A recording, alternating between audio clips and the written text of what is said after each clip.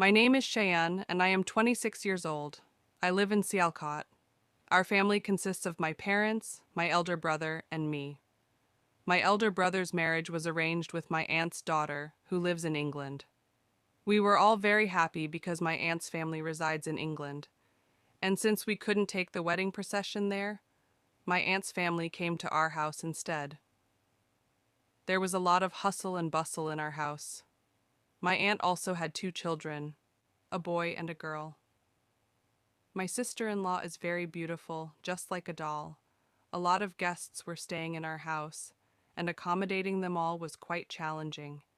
With only 3 days left until the wedding, I, along with my sister-in-law's brother, took responsibility arranging SleeQuest's arving food and spaces for the after much effort.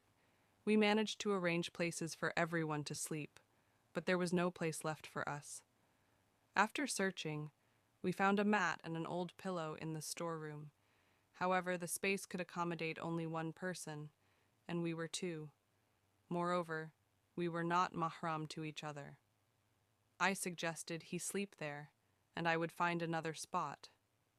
He replied that we had already searched everywhere and couldn't find anything. He suggested I sleep there while he turned away. I reluctantly agreed, and since we were both exhausted, we quickly fell asleep. The next morning, the routine continued: breakfast, meals, music, and sleeping arrangements. By now, we had found our spot in the storeroom and started sleeping there comfort without anyone noticing. We also began talking. He mentioned how wonderful it was to have the whole family together. I agreed, but added that there were challenges too. He laughed, saying challenges are part of everything. After exchanging smiles, we said goodnight and fell asleep.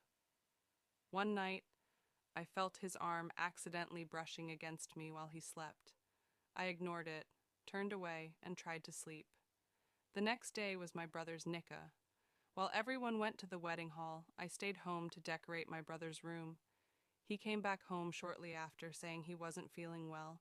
I asked if he needed medicine, but he declined and offered to help me decorate the room. Together, we decorated it beautifully. He complimented very pretty to the room, saying, "You look mild and left." That night, when everyone was back and resting, we returned to the storeroom to sleep. He mentioned feeling unwell and quickly went to bed. As the lights turned off, I noticed he had moved to my side of the mat, resting against my legs. Unsure of what to do, I stayed silent.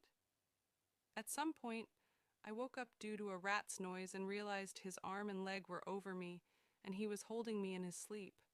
I froze, not knowing what to do. Eventually, I fell asleep again, but this time I turned toward him in my sleep. When I did, he kissed me on the lips while pretending to be asleep. I stayed quiet, unsure of how to react. He continued caressing me gently, exploring parts of me no one ever had before. He went further. I stopped him. Him this wasn't right. He confessed that he liked me a lot. I told him to talk to his mother and ask for our marriage. He spoke to my aunt, and after discussing with my parents, our marriage was arranged. The wedding was planned for 2 years